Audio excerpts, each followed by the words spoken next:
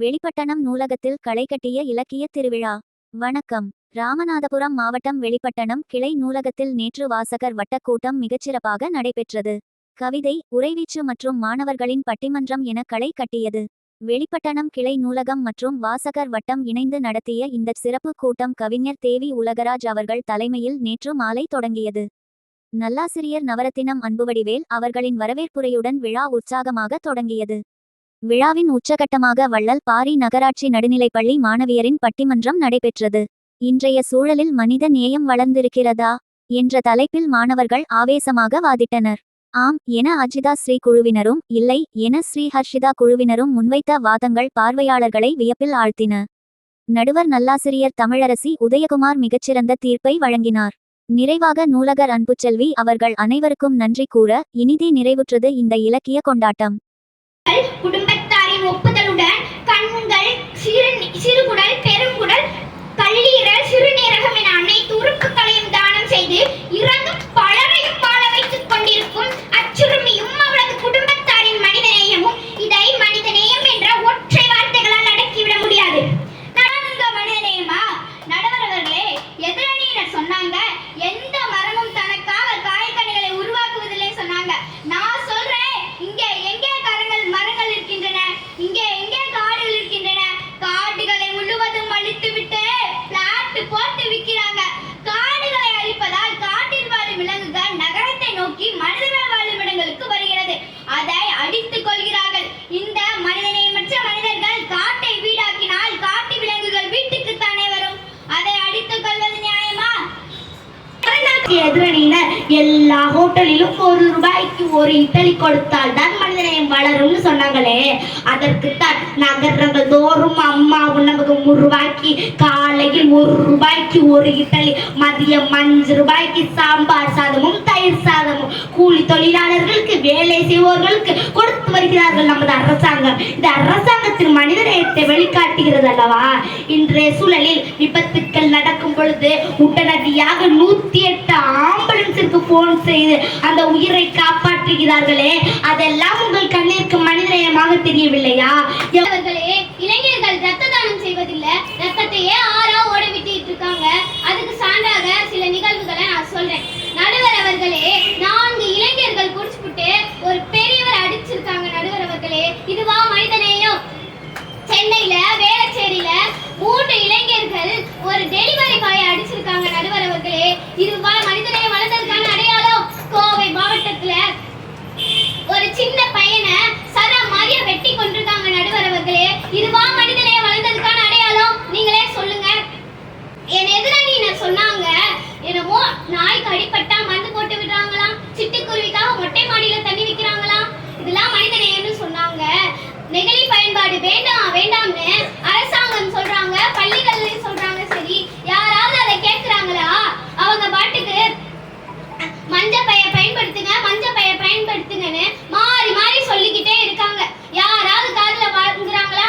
அவங்க பாட்டுக்கு சாப்பிட்ட சாப்பாடோட மீதிய நெகிழியோட சேர்த்து கட்டி போற போக்குல தூக்கி வீசிட்டு போயிடுறாங்க. பாவம், அதை வாயில்லா ஜீவங்கள் சாப்பிட்டு வயிறு உப்பி சாகுதுங்க. சமீபத்துல கூட ஒரு மாடோட வயிற்றுல இருந்து 6 கிலோ நெகிழி பைகளை எடுத்திருக்காங்க. நடுவர் அவர்களே, இதுவா மனிதநேயம் வளர்ந்ததுக்கான அடையாளம்? உங்களிடம் எங்களுக்கு மிகவும் பிடித்தது என்னவென்றால், காலத்திற்கேற்ப சூழலுக்கேற்ப ஒரு அழகான தலைப்பு கொடுத்து மனிதநேயத்தோடு திகழ்ந்து கொண்டிருக்கும் நடுவர் அவர்களுக்கு முத்தான முதற்கண் வணக்கத்தை தெரிவித்துக் கொள்கிறேன். நடுவர் அவர்களே, மஞ்சக்காமல கண்ணுக்கு பாக்குறதெல்லாம் மஞ்சளா தெரியுமா? அந்த மாதிரி இவங்க 3 பேரும் மஞ்சக்காமல கண்ணோட்டமாவே பாக்குறாங்க. அம்மா, உங்களுக்கு தெரியாதது இல்ல, ஒரு பானை சோறுக்கு ஒரு சோறு தான் பதம். இன்னைக்கு நம்ம எப்படிப்பட்ட சமுதாயத்தை வாழ்ந்து வைக்கிறோம்? நம்ம பொங்கல் முதல்ல எதுக்கு கொண்டாடுறோம்? நம்ம பொங்கல் கொண்டாடுறதுக்கான நோக்கமே கதிரவனுக்கு நன்றி சொல்றதுக்காண்டி, நமக்காக உழைக்கிற உழவனுக்கு நன்றி சொல்றதுக்காக, மாட்டுக்கு நன்றி சொல்றதுக்காக. இதெல்லாம் மனிதநேயம் வளர்ந்து உங்களுக்கு தெரியலையா? இந்த கொரோனான்னு ஒரு காலம் வந்துச்சு பாத்தீங்களா? கிட்டத்தட்ட 2 வருஷம் உலகே புரட்டி போட்டுச்சு. அனைவரும் ஸ்தம்பிச்சு போயிருந்தோம். எல்லாரும் அவங்க வீட்டுக்குள்ள சிறைவாசி மாதிரி அடைக்கப்பட்டிருந்தோம். பலர் இல்லாமலும் போயிருக்காங்க. ஒரு சிலர் மரணத்தின் வாயில் வரை சென்று திரும்பி இருக்கிறார்கள். அப்படிப்பட்ட சூழ்நிலையிலும் தங்களுடைய உயிரை துச்சமாக எண்ணி லீவு கூட எடுக்காமல் வேலை செய்த மருத்துவர்கள், சிவிலியர்கள், காவலாளிகள், இன்னும் மனிதநேயமிக்க மனிதர்கள் முடியவில்லையா? பீறு கொண்டிருந்த சுனாமியின் போது வழிந்தோடிய கண்ணீரிலும் உலகையே உலுக்கிய வெள்ளத்தின் போது குடைக்கண் நீட்டிய அந்த வெள்ளி உள்ளங்களிலும் உங்களுக்கு மனிதநேயம் தென்படவில்லையா? இன்னைக்கு எத்தனையோ குழந்தைகள் தங்களுடைய உண்டியல் சேமிப்பை எடுத்து கொடுத்திருக்காங்க, தங்களுடைய பாட புத்தகத்தை தானமாக கொடுத்திருக்காங்க. அப்படிப்பட்ட குழந்தைகளும் இன்னும் நம் சமுதாயத்தில் வாழ்ந்து கொண்டுதான் இருக்கிறார்கள். வீட்டுக்கு பொங்கல் கொடுக்கிறது மனிதநேயம் கிடையாது. அவங்க கஷ்டப்படும் போது உதவி செய்வதுதான் மனிதநேயம்.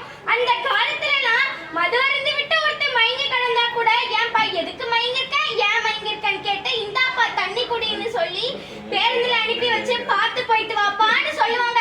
ஆனா இந்த காலத்துல எல்லாம் அப்படியா? ஒருத்தன் பசியில மயங்கி கிடந்தா கூட ஏன் எதுக்குன்னு கேட்கறதுக்கு ஒரு நாதி கிடையாது.